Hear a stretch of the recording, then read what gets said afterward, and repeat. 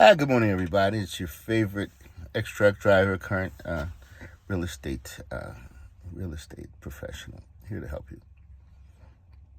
So, hope you had a great week. Today is Wednesday, the 13th of May, and it's a question for you.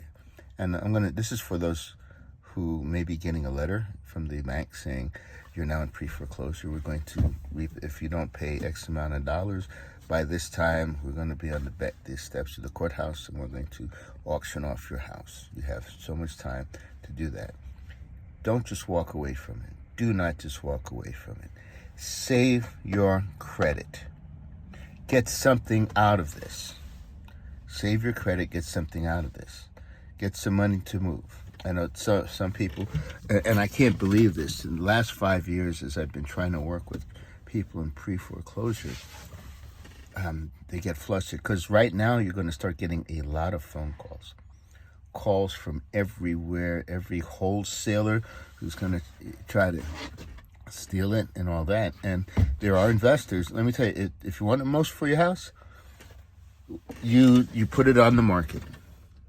Right now, you put it on the market. You're not going to get top dollar because you only have 90 days. And you got to sell it in less than 90 days. But you can get it sold so that it pays off everything and you have some money to walk away, depending on how much you have. And of course, the price range. If you're in $1 million house, you need an investor to take that from you. You need an investor who'll come in. And the best thing, the second fastest way to sell the house, will be an investor who will actually pay the arrears and keep your mortgage in place and pay the mortgage. That'll help your credit. That will help your credit. It's called subject to, which is subject to the underlying loan. For those of you in the foreclosure who are getting pre-foreclosed on, that will be probably the quickest way to sell the house. Because these are the people I'm working with. A whole bunch of investors, and that's their primary thing, is buying homes where the owner will leave the loan. And you're going to hear from probably 96 out of 100, that's illegal, blah, blah, blah. Look at your HUD. When you bought the house, there's a line in there. It says, is this contract subject to, interesting vernacular, but subject to a loan, an underlying loan. And it is that line on the seller side and on the buyer side. So it's in the government paperwork. So if somebody says this is illegal, they're either running scared, they're stupid, or they have not done their advanced continuing education, because it's in the continuing. Matter of fact, when you get your license, it talks about subject to. Not a lot, but it does talk about it. So here's the question: if you've got one of those letters, and you are not sure how you're going to get out of this, you need to get hold of me, because we can list the house, and then if you're open to the fastest way, an investor will come and say, how much do you need to move?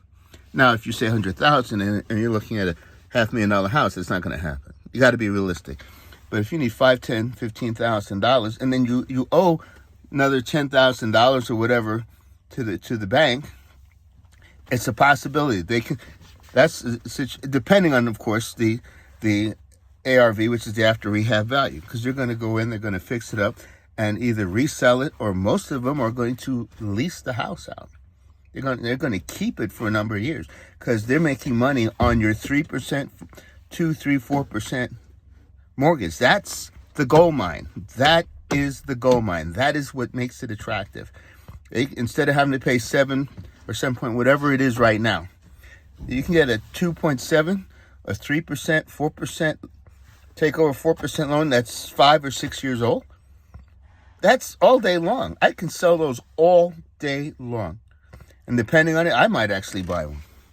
It just depends on the situation. But here's something you've got to wrap your head. You only got 90 days. From the time you got that letter, you got 90 days until the day it hits the doorstep.